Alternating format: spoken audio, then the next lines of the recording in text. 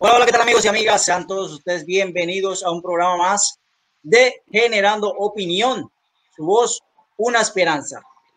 Le pedimos disculpas a todos los que estaban a la expectativa de este programa porque tuvimos un pequeño inconveniente técnico y bueno, pero gracias a Dios lo hemos superado.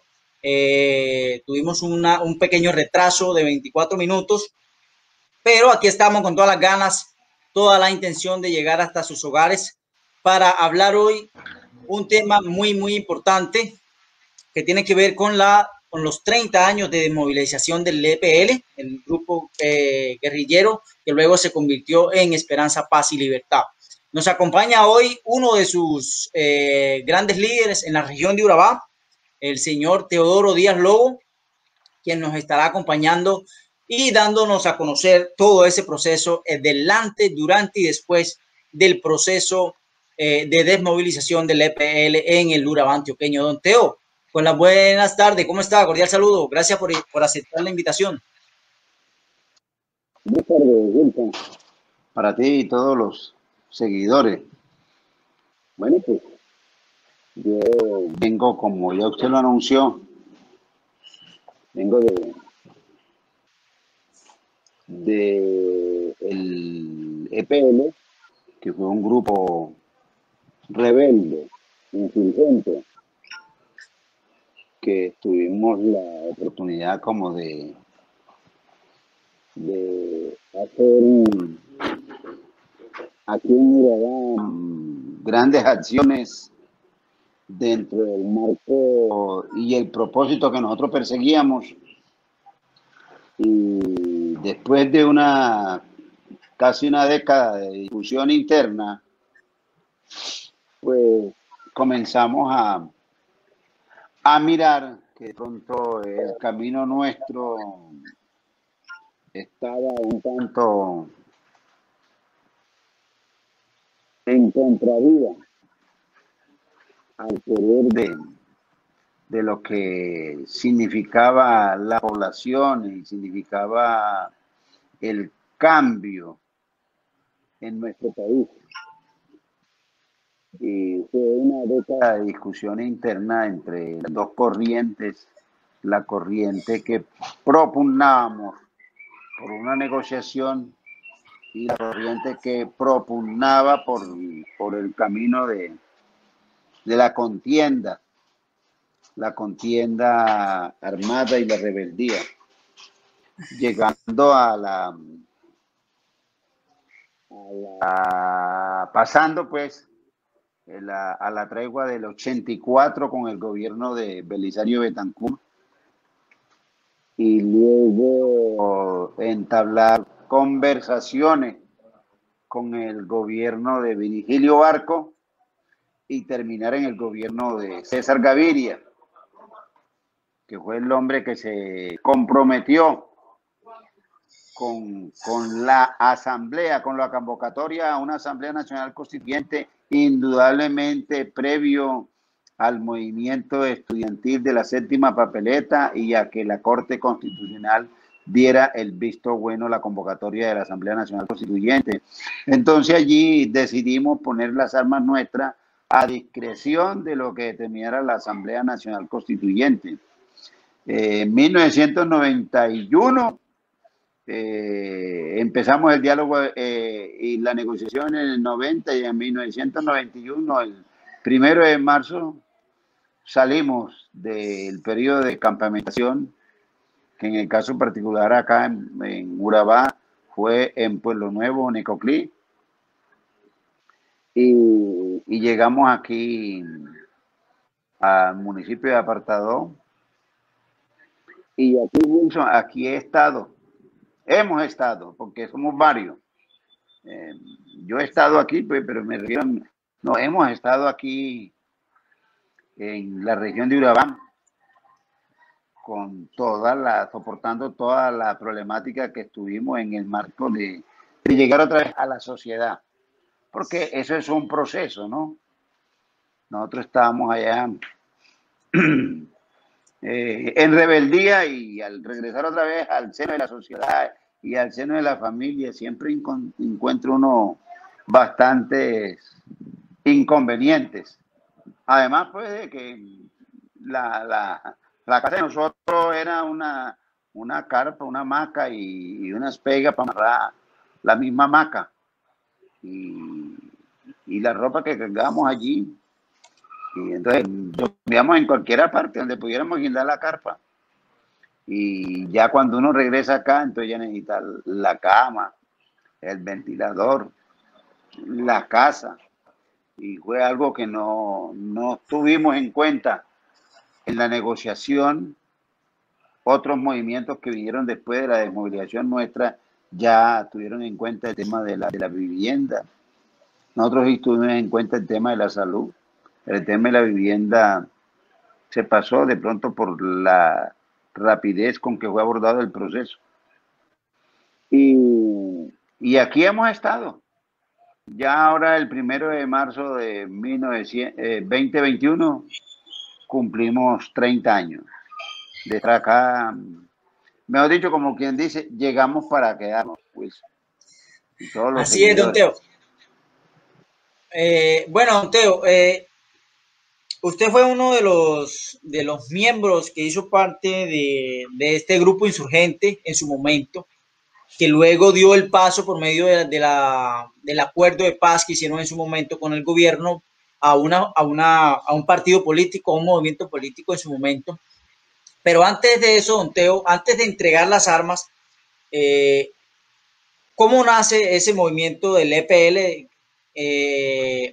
¿Y cuál era, o sea, cuál era su visión, cierto? ¿Cuál era su visión o su misión ideológica y política tanto a nivel nacional como acá en la región del Urabá?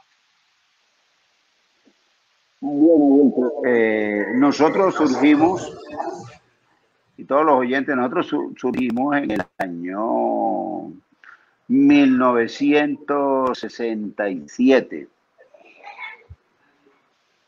Acá empezamos, las primeras presencias nuestras fueron arriba, Mutatá, Cauchera, Horroso, todo ese sector de arriba entre Mutatá y Chicodón.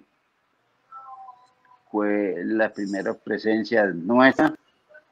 Después bajamos a la parte norte. Y ahí crecimos aquí, manejamos un grupo muy importante y muy beligerante. Y teníamos un buen respaldo, valga la claridad o la aclaración. Nosotros teníamos trabajo con el campesinado. Porque es que hoy en día se nos pregunta a nosotros, y ustedes sí tenían respaldo. Claro, es que nosotros no expropiamos a los campesinos. Nosotros no desplazamos campesinos. Nosotros no hacíamos barbaridades en zona campesina. De pronto uno que otro problema cuando teníamos los encuentros con el ejército, pero ese era eran factores propios del enfrentamiento. Pero así como que nosotros desplacemos gente, matemos gente, como después lo hicieron otros grupos, nosotros no teníamos esa filosofía. La filosofía de nosotros era defender el pueblo, y dentro de la defensa del pueblo están los obreros, están los trabajadores independientes, está todo el tema de los asalariados y capas bajas. Y en cierta manera el campesino entra en esos sectores. Entonces no teníamos como esas, y entonces teníamos un apoyo, Will. Teníamos un apoyo. Muchos dicen no, por miedo o por convicción teníamos un buen respaldo. Ok, bueno, ustedes entran como grupo armado por el sur de Urabá, es decir, por Mutatá, Bajirá. Luego se toman, digamos que tienen presencia en el centro, en el eje bananero. y por último llegan hasta el norte. Yo tengo entendido que, por ejemplo, ustedes tienen presencia en Necoclí, Arbolete, San Juan, toda esa parte norte era de presencia del EPL. Llega el momento de que en Urabá se empiezan a formar entonces la lucha obrera, sindical. ¿En qué momento entran ustedes precisamente a apoyar al obrero bananero mediante la sindicalización y por medio de la lucha que ustedes habían venido librando tanto con los campesinos como con los trabajadores bananeros que ya para la década de los 70 y los 80 ya estaba tomando auge aquí en la región del Urabá? Wilson, como expresión de lucha, nosotros aquí iniciamos lo que llamamos nosotros toma de tierra o recuperación de tierra.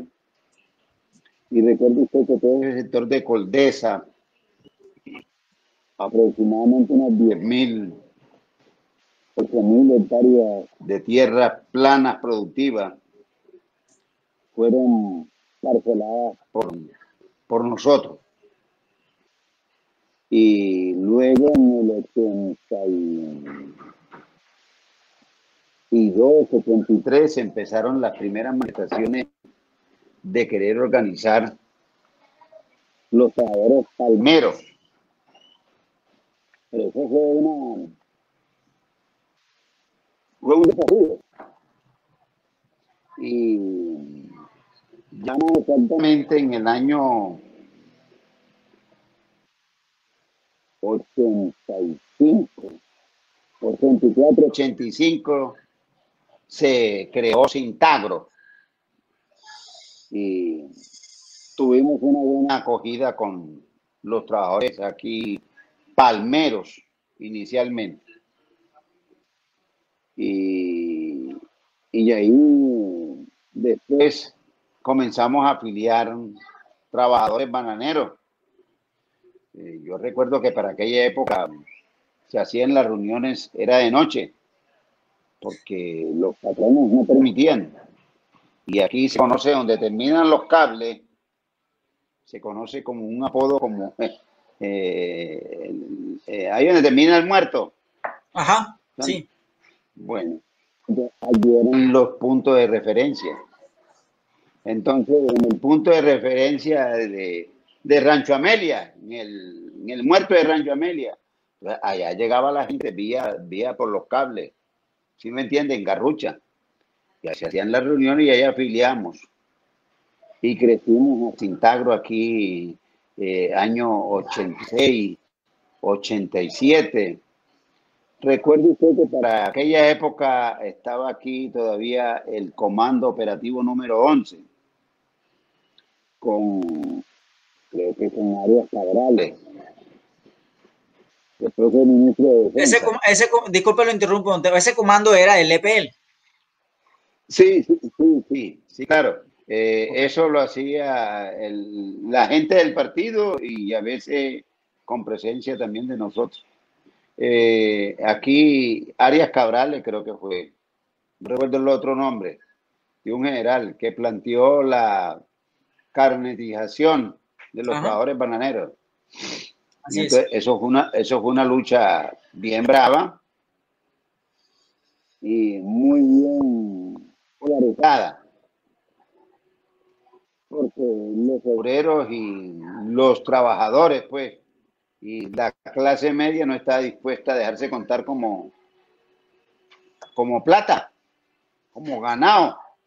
No. Nosotros somos libres y nosotros podemos andar por donde nosotros querramos siempre y cuando no estemos obstruyendo la movilidad. Entonces no estuvimos de acuerdo con esa carnetización. Se presentaron muchos problemas. Hubo una huelga aquí en el año 88, creo que coincide también con un pliego de peticiones.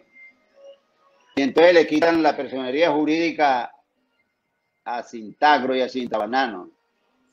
declaran todo ese movimiento, lo declaran ilegal.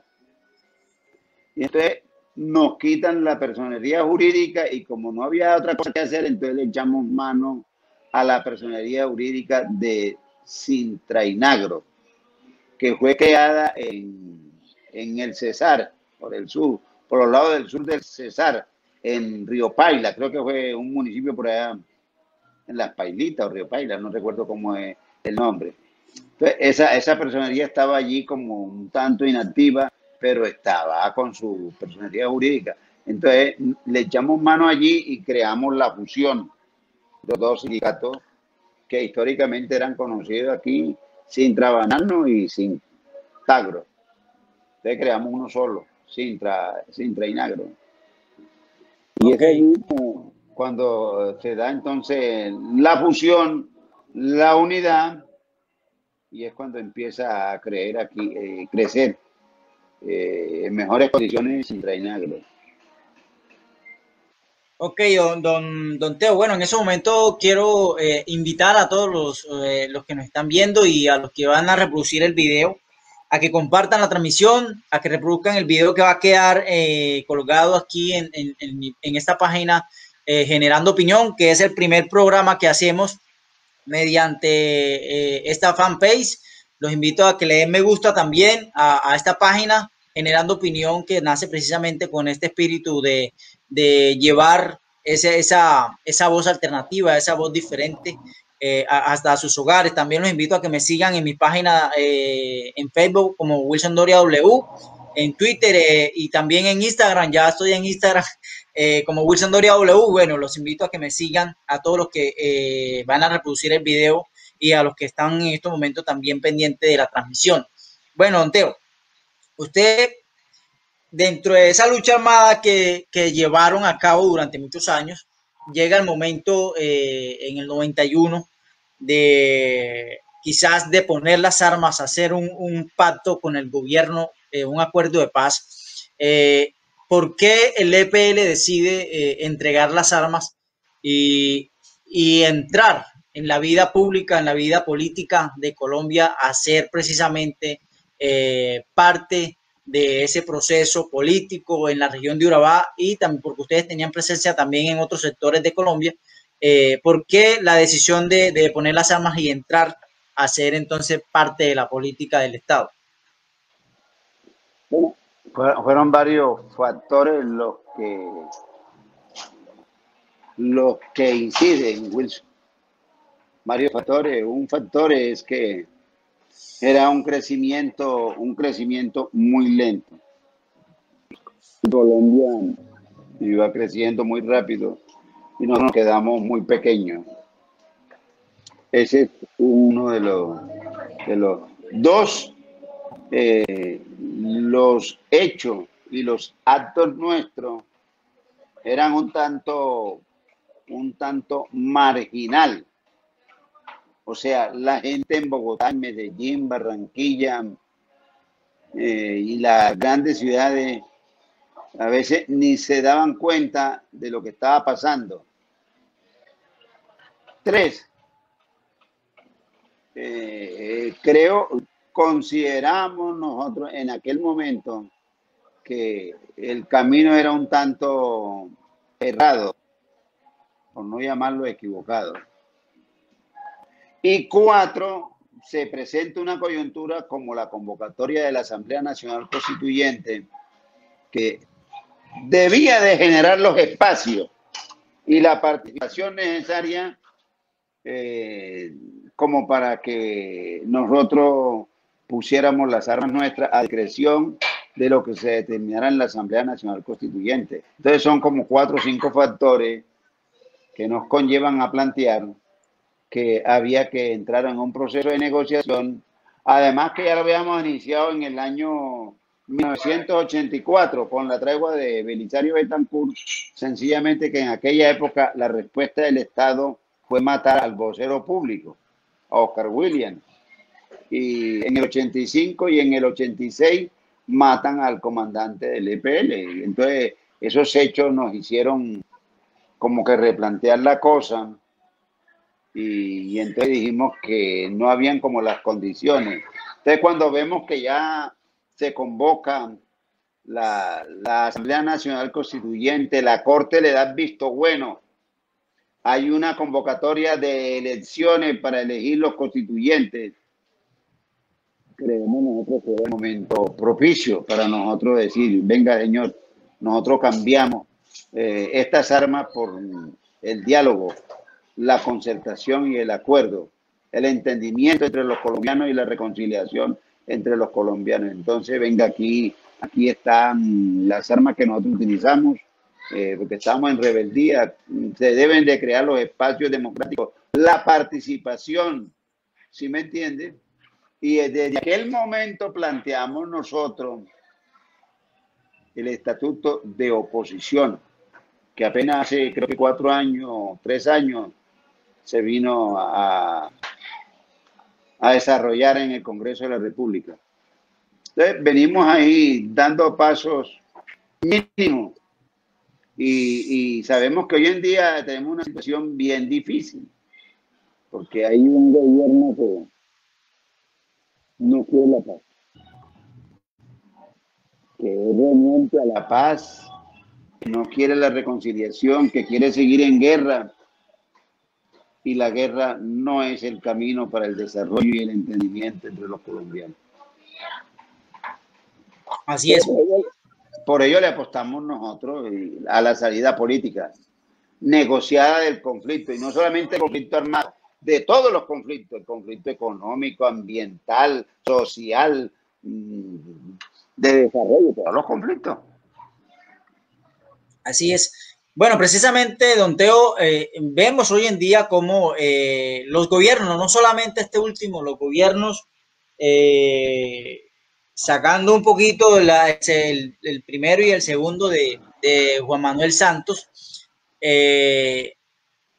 vemos que unos gobiernos que le apuntan siempre a la generación de la guerra, a la generación del conflicto, desplazando a los campesinos, desplazando a los indígenas, a los negros.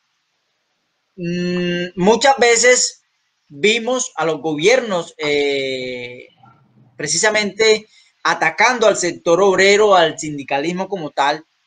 Entonces quiero centrarme ahí. Ustedes dejan las armas, ¿cierto?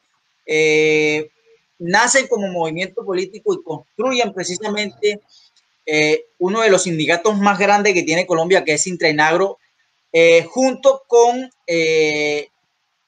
la fórmula de Sintagro, que era, que quiero que me explique un poquito eso, que era el brazo político, o no sé cómo denominarlo, que nace precisamente de un acuerdo con la FARC y el gobierno. Entonces ustedes nacen, se unen y crean Sintrainagro. ¿Cómo ven en su momento los trabajadores y cuál era precisamente esa fuerza que tenían esas dos fuerzas políticas que precisamente llegaron a ser gobiernos locales aquí? O sea, ¿por qué los trabajadores confiaban tanto en ese momento en esa representación tanto sindical como política?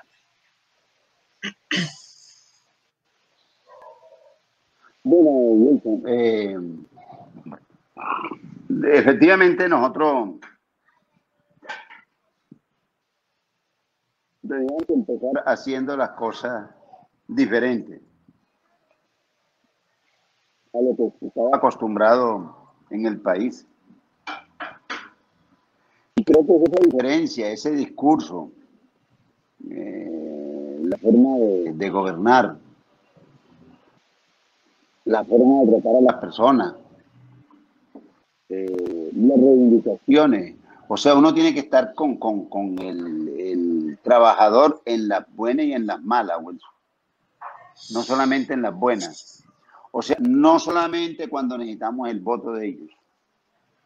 Creo que esas cosas, o no solamente cuando estamos bien y cuando estamos en la fiesta, no, en todo momento nosotros estamos allí con los trabajadores y se fue dando confianza a la gente.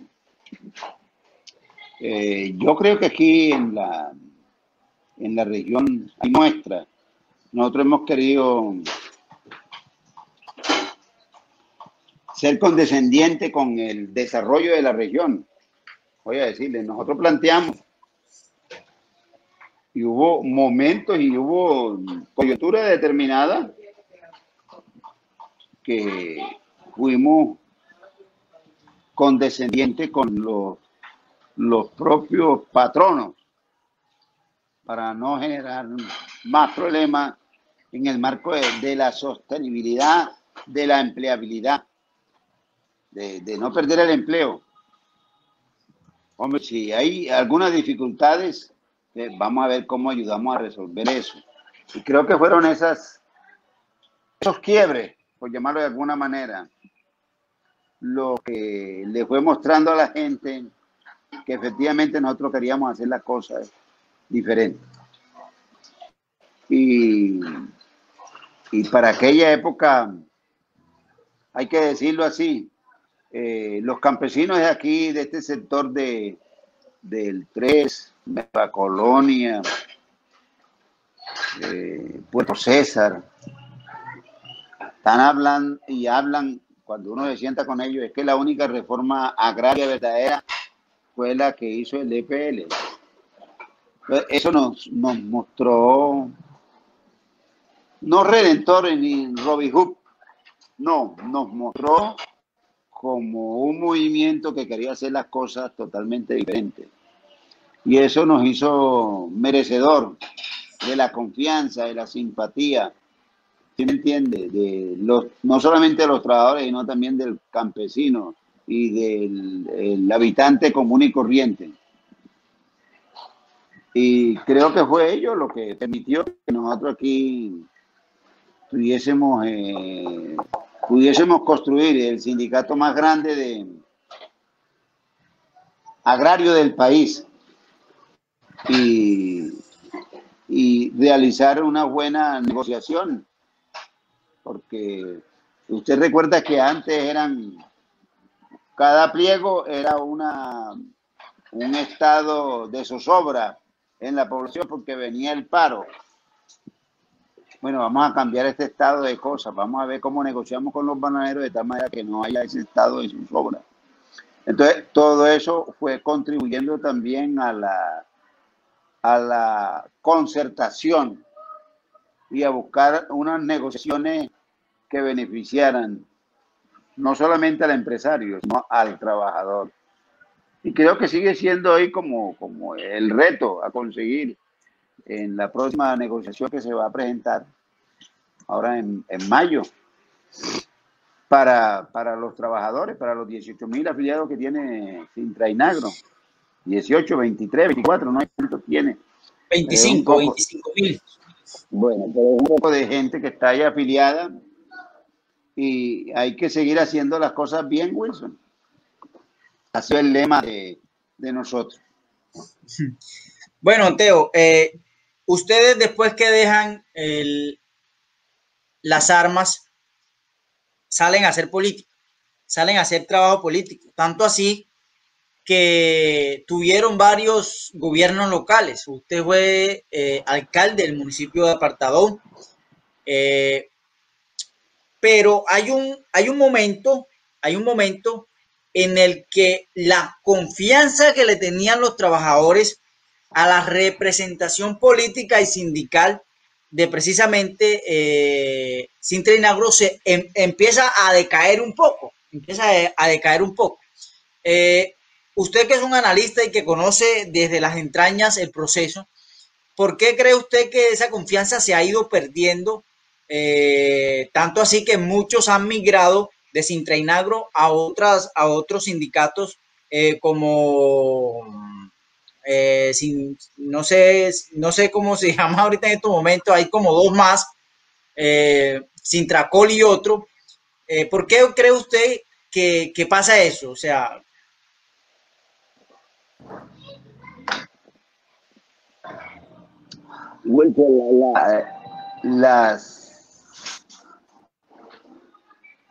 Las organizaciones sociales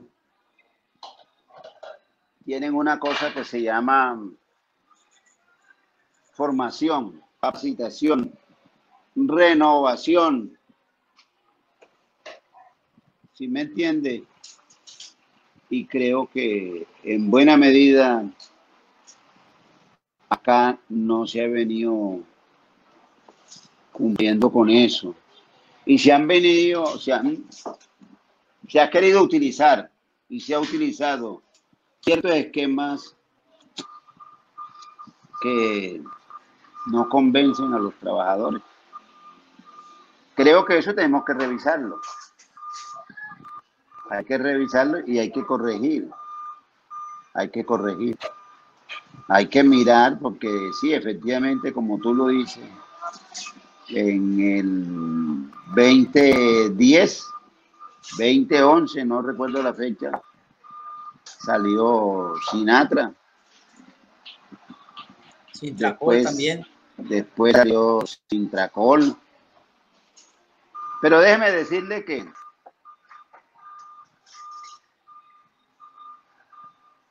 han sido por compañeros que estuvieron también ahí al interior del Sintrainagro.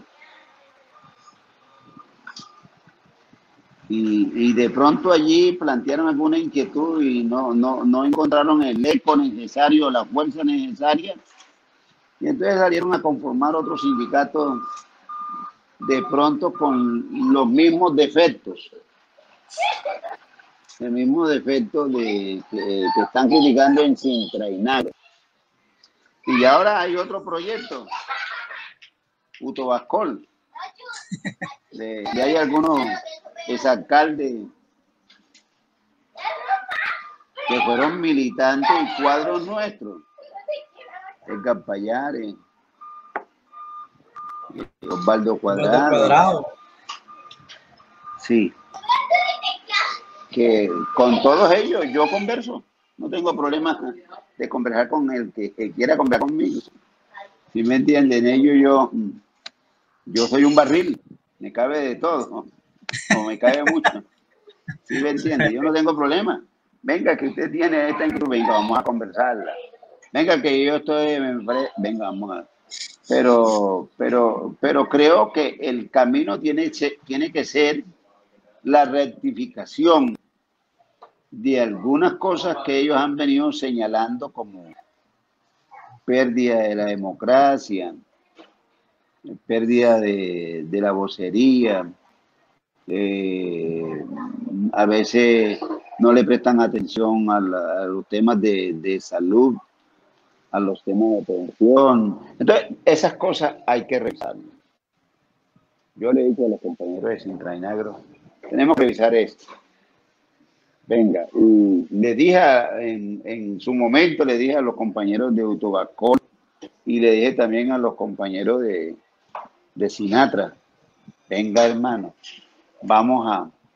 Pero tienen una actitud muy renuente contra la dirigencia sindical de Sintrainagro, de la cual yo no hago parte. Yo soy un reflejo y un punto de referencia más en la parte política que en la parte sindical, porque nunca he sido ni comité obrero, ni dirigente sindical, ni empresario. O sea, yo del banano sé que lo echamos a cocinar, nos lo comemos con queso, ¿sí me entiendes? Sí, pero no más. Pero uno sí puede recomendar cosas y debe recomendar cosas para que mejoremos. Estamos en eso, lo que pasa es que es un proceso social, es un proceso muy cuidadoso, es un proceso que lleva tiempo y creo que lo podemos hacer, sobre todo un proceso de renovación y de cambio, y de capacitación e información, para que la gente entienda que ese no es un modo de vida, es una forma orgánica para los trabajadores. Entonces, hay que hacer las cosas muy bien para mantener la gente, los afiliados, contentos.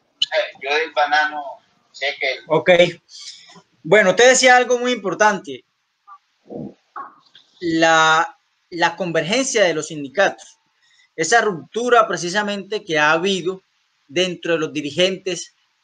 Me he dado cuenta de que muchos de los dirigentes han perdido el norte, porque eso así, han perdido el norte de lo sindical, han perdido el norte de lo sindical, tanto así que por mantener de pronto el estatus, si seguir siendo dirigente, les da como temor perder ese puesto. Inclusive lo vemos en los otros sindicatos, pasó en Sintracol, no sé si ha pasado en Sinatra, también pasa en Sintra y Nagro, de que no se dan de pronto las garantías para las elecciones de los directivos. Pero yo quiero llegar a esto, don Teo. ¿Por qué se da precisamente esa ruptura, tanto laboral como política, dentro del movimiento sindical? ¿Por qué se lo digo? Teniendo en cuenta que los sindicatos, el deber ser, o sea, su filosofía, su política, debe ser precisamente alineada hacia la defensa de los derechos laborales, hacia la defensa del trabajador. Entonces vemos que eso o sea, se ha roto esa filosofía. ¿Por qué cree usted que precisamente pasa eso dentro de la dirigencia de algunos sindicatos que pierden el norte, ¿cierto? Y pierden esa filosofía de apoyar al trabajador de defender los derechos laborales, no solamente desde una convención, sino más allá por ejemplo, podríamos llamarlo desde el ente que legisla haciendo las normas, ¿cierto? ¿Por qué cree usted que se hace rompimiento tanto laboral como político dentro de las organizaciones sindicales? Bueno, desde viejos tiempos, el tema político obedece A veces a intereses que no son precisamente los del pueblo ni los de la comunidad. Cuando eso sucede, pues, son los intereses personales. Y cuando hay interés personal, entonces ya estamos apuntando mal las cosas. ¿sí me entiendes? Y eso da al traste. Con una organización, llámese sindical, llámese gremial, llámese cooperativa, llámese política. Son los intereses de cada uno de nosotros, Wilson, los que a veces hacen que las cosas sean más difíciles de reconocer. Y creo que muchas veces, entonces, esas cosas de recomponer los intereses nuestros se vuelven complejas cuando le metemos el tema de participación, cuando le metemos el tema de representatividad y cuando le metemos el tema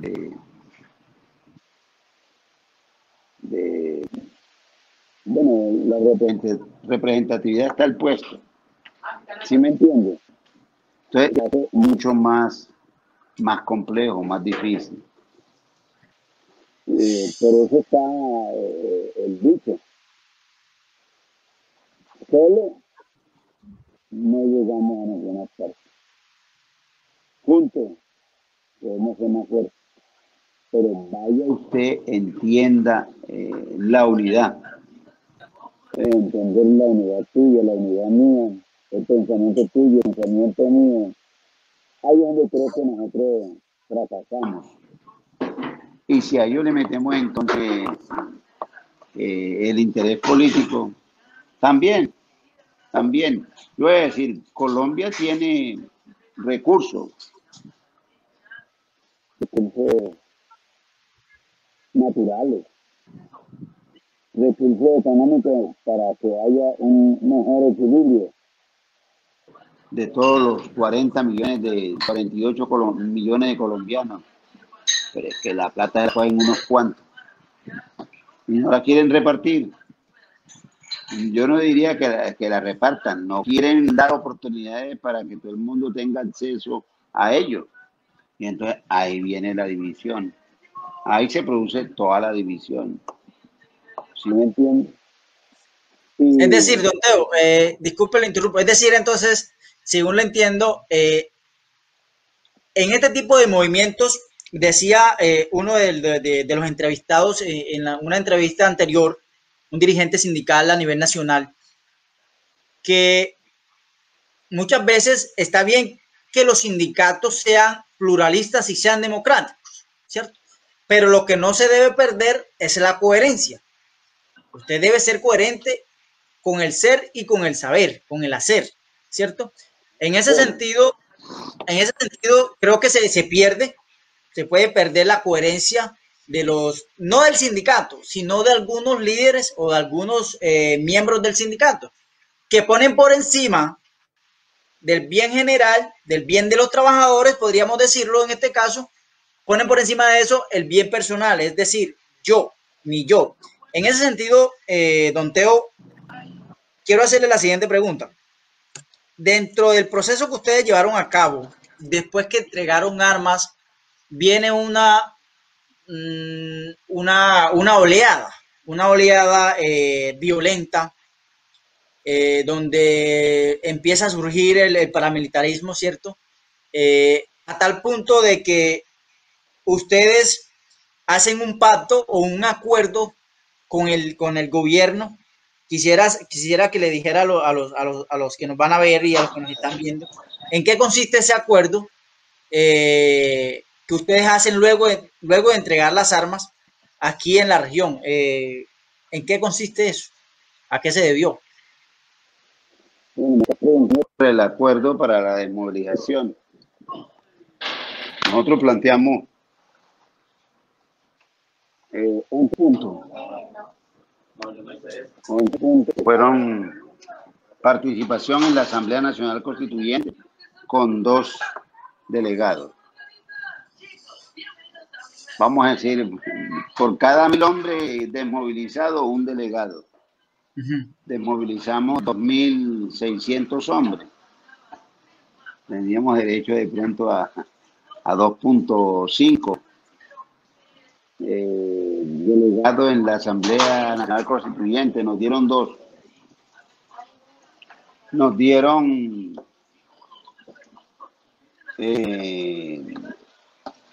proyectos productivos.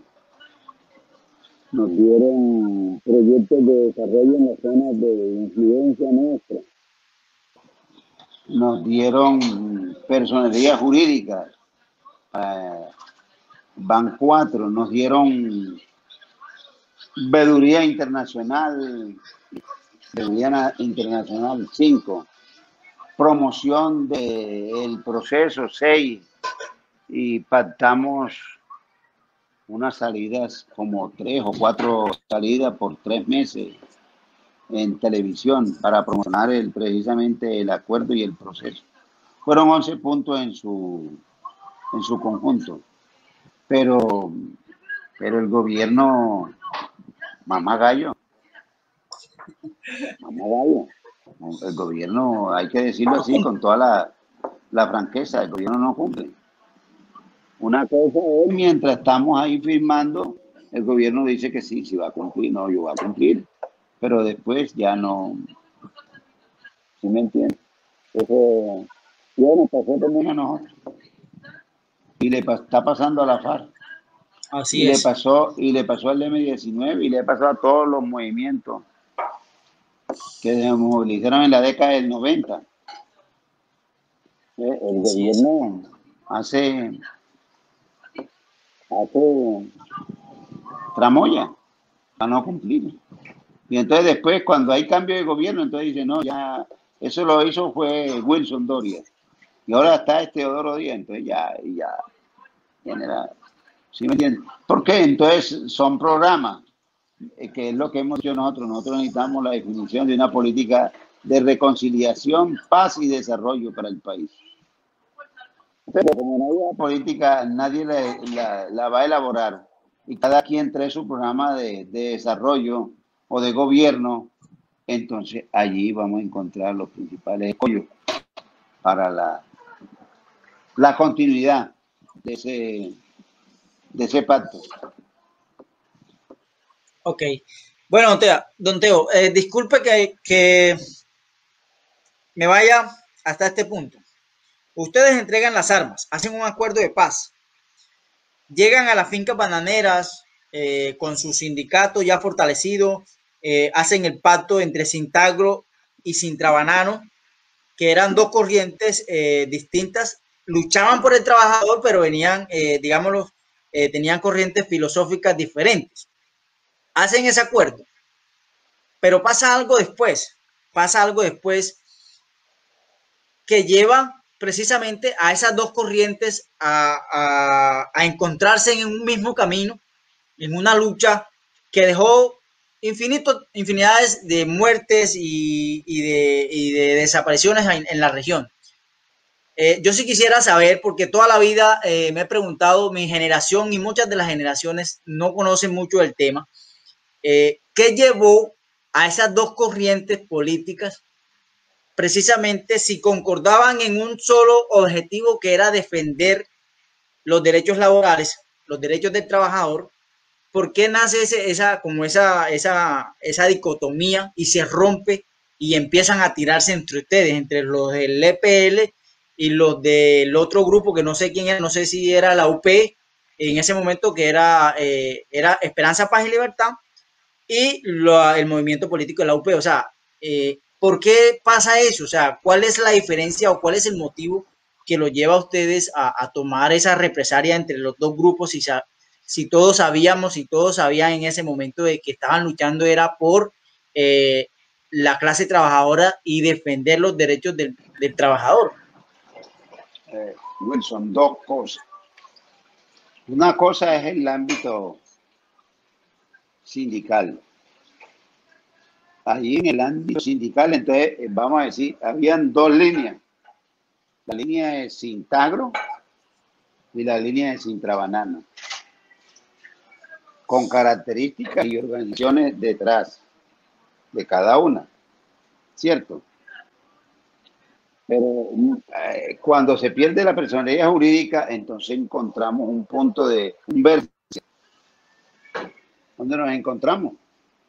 Dijimos, no, bueno, vamos a formar aquí a Sintra y Nagro.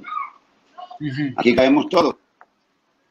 Y ahí hicimos el acuerdo. Luego, en el campo político, cuando nosotros salimos aquí encontramos 5 alcaldías. Ajá. Que eran de la UP.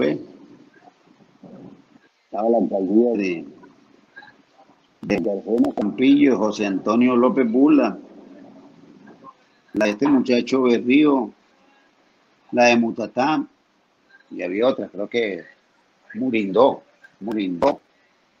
Miguel Fuerte, por ahí había otro. Eran 5. Y Río Sucio, 6 alcaldías que tenía aquí la UP. En el año 92, nosotros tuvimos aquí unidad entre la UP y el Frente Popular para aquella época, que venía el Frente Popular, con el candidato Gerardo Vega, que declinamos y apoyamos a José Antonio. En 90. Creo que fue en el 90. En el 92. José Antonio es alcalde en el 92, del 92 al 94. No. Sí, no. 90, 92. Y 92, 94 fue Nelson Campos. Ok. Entonces allí ya no coincidimos con Nelson. Nosotros tuvimos candidato también. Creo que fue a Gerardo. Otra vez lo pusimos ahí. Sí, creo que fue Gerardo Vega. Otra vez lo tuvimos ahí como candidato. Nos ganó Nelson Campos, que fue el alcalde 92, 94.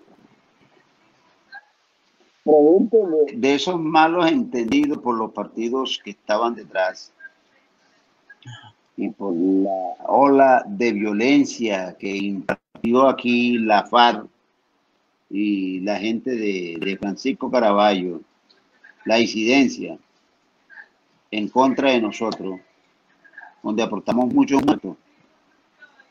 Disculpe, lo interrumpo. La disidencia de Francisco Caraballo era del EPL. Eran disidencias del EPL. Ok. Sí. Disidencia del EPL. Entonces nosotros aquí soportamos una cantidad de muertos y la FARC quiso entonces en aquel momento, por las controversias que teníamos aquí con la UP y el Partido Comunista, quiso acabarnos y nos dio plazo para salir de la zona. Nos dijo que tenemos 48 o 72 horas para salir de la región. Digo, no, hombre, yo que voy, oye, Wilson, yo tengo 15 años de estar en la guerrilla, para irme corriendo a la guerrilla, no, hombre. Eso pero disculpe, entonces, insisto. Voy para allá. Okay. Entonces, eso hace que nos ubiquen a nosotros como un blanco y comiencen entonces a, ¿sí me entiende? A querer eliminarnos. Entonces ahí es cuando vienen entonces por parte de la FARC, en concordancia con esa disidencia, las masacres que se dieron aquí. Y ya después uno se vuelve terco. Yo dije, yo no me voy. Si me quieren matar, me tendrán que matar. Pero no me voy a ir. Y fuimos a México en las negociaciones con Andrés Pastrana. Ajá. Fuimos allá a pedirle, miren, no nos sigan matando a la gente nuestra, ya está bien, paren ahí el baño de sangre. Nosotros no somos los enemigos de ustedes, paren allí, paren. En esa vez nos dijo Iván Márquez y Alfonso Cano que ellos iban a intervenir. ¿Qué van?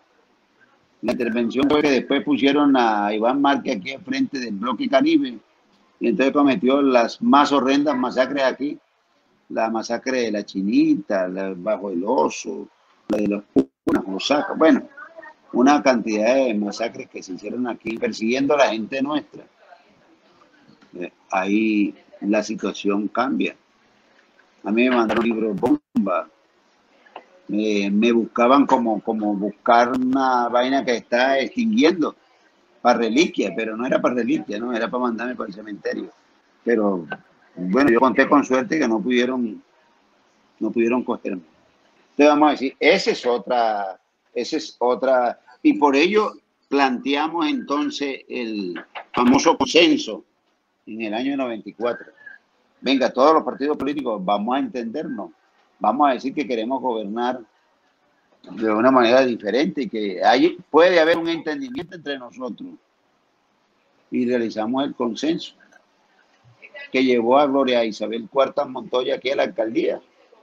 Ahí estamos todos los partidos, liberales, conservadores, UP, Partido Comunista, Esperanza, Paz y Libertad, todos los que estamos aquí. Pero todos esos esfuerzos fueron en vano porque los muertos siguieron y cuando no eran la guerrilla eran los paramilitares y cuando no eran los unos, entonces era también el Estado. Entonces la vaina así se nos complicó la situación a nosotros. Hasta el punto que casi, voy a decir, casi nos acaban. De todos los dirigentes, quien se quedó aquí como terco y testarudo, dirigentes visibles, pues. Fui yo, porque Mario llegaba por aquí, se radicó en Medellín. Llegaba como llega hoy en día también. Y Gerardo también se fue y se radicó en Medellín. Los otros, todos se fueron de aquí a estudiar, Wilson. El único que me quedé aquí por terco fui yo. ¿Sí me entiendes? Y cuando quise estudiar, entonces paquete me cogió la enfermedad. Mierda. Pero aquí estoy como para echar el cuento y eso es parte de lo que ha sucedido aquí, claro, por eso hubieron aquí. Entonces, en esa controversia de nosotros, controversia política, otros la llevaron a otro extremo y ahí en Río Revuelto, ganancia de pescadores. Ahí perdimos mucho, perdió la región, Claro, perdió la juventud. así es. Así es, don Teo, porque la verdad es que, bueno, hoy ya tengo claro que fue más que una lucha laboral, era una lucha política. O sea, los muertos que hubo en el Urabá fueron muertos por una lucha política entre dos corrientes Sí, ideológicas.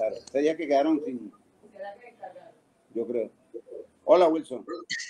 Le decía a don Teo que, si le entiendo bien, entonces el derramamiento de sangre, los muertos que hubo, que fueron por centenares en la región de un lado y del otro, fueron por una lucha política.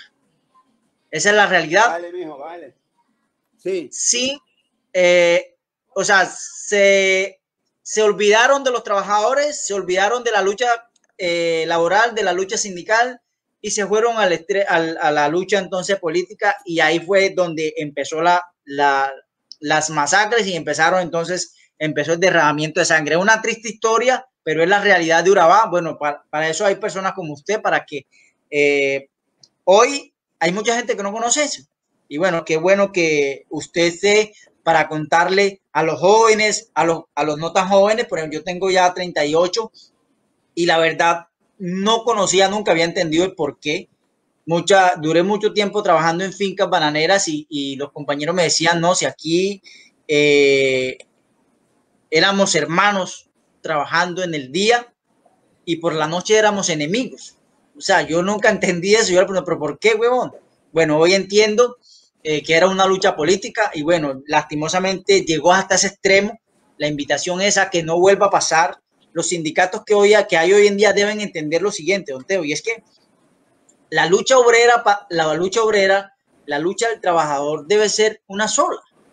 Estén donde estén, la lucha del trabajador debe ser una sola y es mejorar la calidad de vida precisamente de los trabajadores. Esa es la invitación que bueno, yo como miembro de una nueva generación les hago a los sindicatos y a los líderes como usted, que tienen de pronto esa vocería y tienen esa personalidad de llegar y decirle y hablarle a todos los líderes de los sindicatos que precisamente que se enmarquen en una sola lucha. Bueno, don Teo, para ir cerrando ya, quisiera preguntarle, o sea, ya después de todo este mar de sangre, de muertos, ¿en qué están los líderes que quedaron del EPL, que surgieron en la política? ¿Cuál es el llamado de ustedes? ¿Cuál es su visión hoy en día para precisamente, para que no se vuelva a repetir esa situación tan absurda que vivimos o que vivieron muchas personas en la década de los 80 y los 90? Wilson, nosotros creemos que es posible la reconciliación entre los colombianos. Creemos que el Estado debe cumplir su papel. Es que tú dices, y ya, y la historia lo registró y nosotros somos testigos. ¿Dónde estaba el Estado? El Estado fue inferior a cumplir con el compromiso de preservar bienes, vida, honra de los colombianos. Y fundamentalmente a un grupo que pacta con el gobierno un acuerdo de paz. El gobierno tenía que ser garante. Y hoy el gobierno está cometiendo el mismo camino, está repitiendo el mismo camino con la gente de la FARC. Los está dejando aniquilar uno a uno. Bueno, no matarán a los que están allá en el Congreso de la República porque haría un escándalo muy grande de proporciones inmensas. Pero la gente que está por acá, por la periferia, eso sufre. Voy a decir, sí, hay que decir que la filosofía de todos los dirigentes sindicales tiene que ser una: la defensa y la integridad de los trabajadores de su organización y sus reivindicaciones. Pero en esas reivindicaciones, ojo, Wilson, está el tema de la pensión. Así es. ¿Sí me entiende? Y hoy no tiene presentación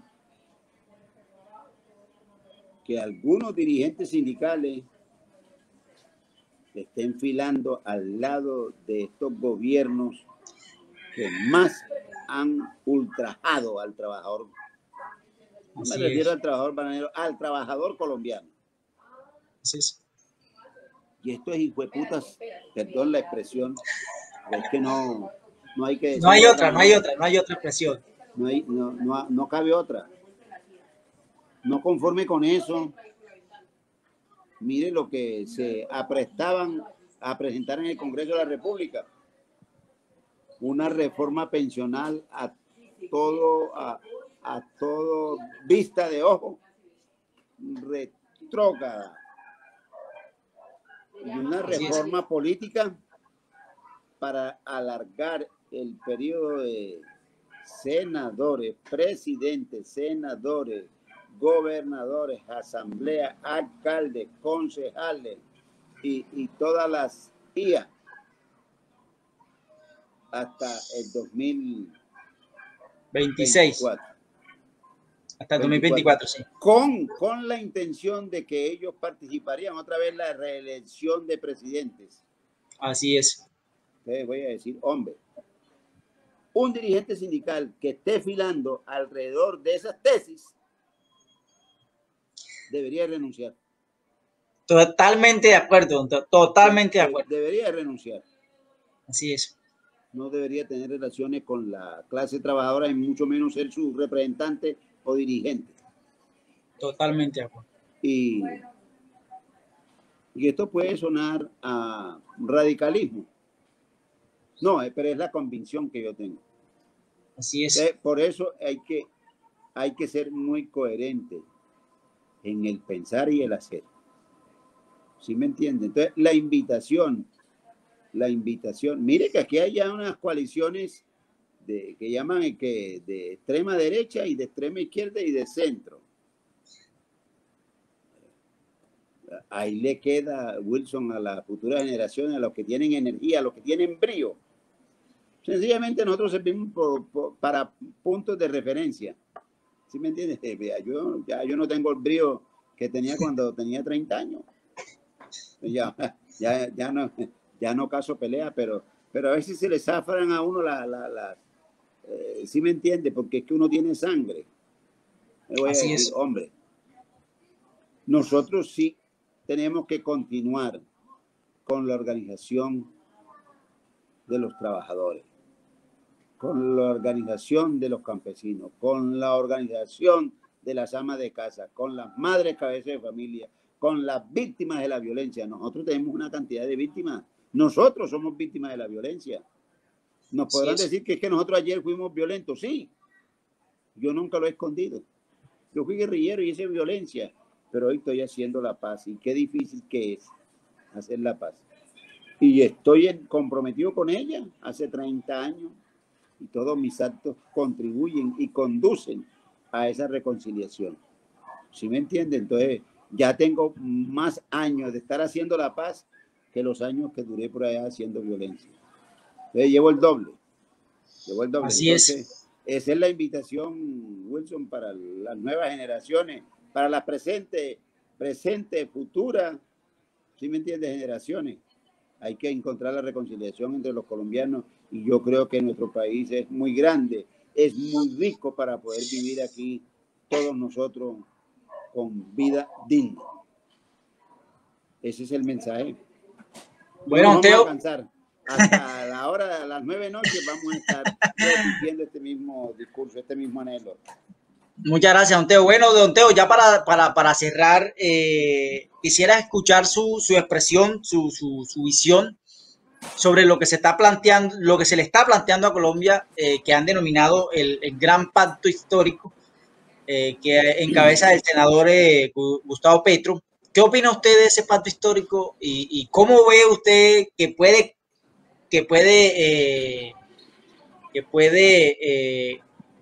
hacer eco en las regiones?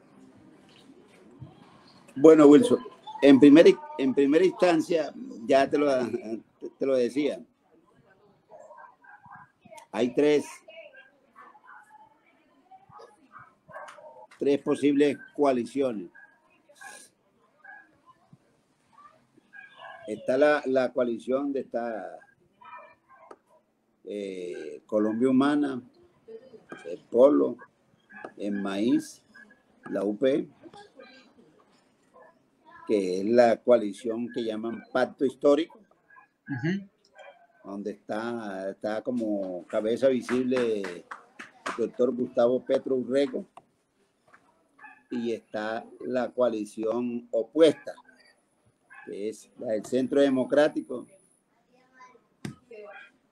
Partido Conservador, Cambio Radical, Partido de la U. Hay otros partidos que hay senadores, pero que están ahí como jugando yo no sé a qué, ¿sí me entiende?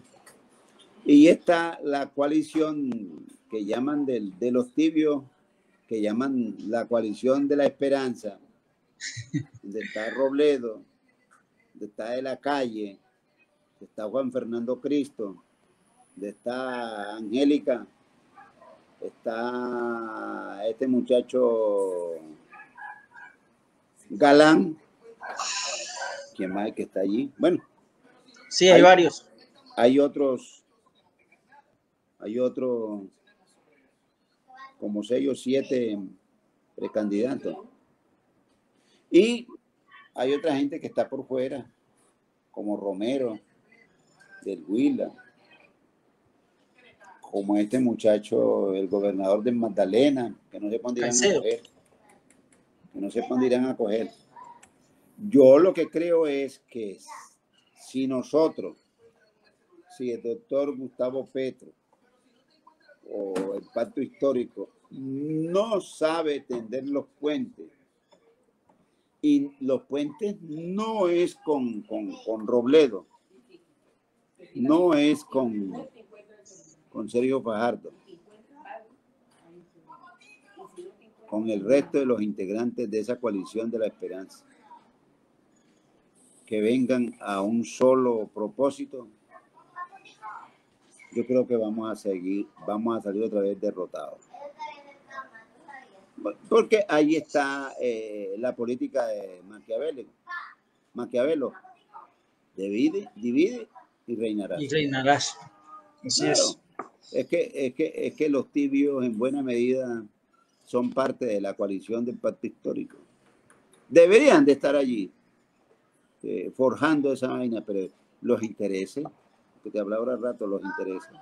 Mire, ambos quieren ser presidente de la República. Todas las 3 coaliciones es para ser presidente de la República, pero no nos entendemos. Ahí está el problema. Entonces sacrificamos y perdemos. Yo digo, como dicen algunos por ahí, o es ahora, o no.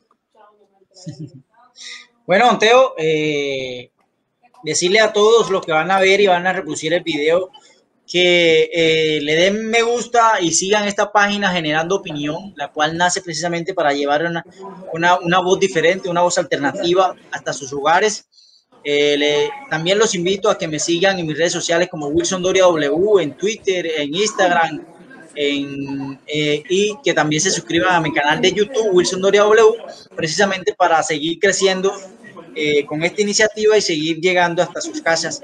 Don Teo, muchas gracias por aceptar la invitación y bueno, un último mensaje para que se despida de nuestros televidentes. Bueno, Wilson, y para todos los seguidores en Wilson Doria, en Instagram, y seguimos aquí generando opinión. Así es sí, señor, generando opinión. Generando opinión. Aquí estamos, Wilson. Yo vivo aquí en Laureles. Estoy ya 3 años con una enfermedad terminal y bueno, cuando me puedo mover, me muevo. Y sobre todo para que la nueva presente generación y futura generación conozca lo que ya nosotros vivimos para que no lo repita. Un saludo y un abrazo. Muchas gracias, don Teo, por aceptar la invitación y bueno, desearle pronta recuperación y a todos los que nos vieron, muchas gracias y a los que nos van a ver, muchas gracias y bueno, será hasta una nueva emisión de Generando Opinión, su voz, una esperanza. Los quiero mucho y hasta luego.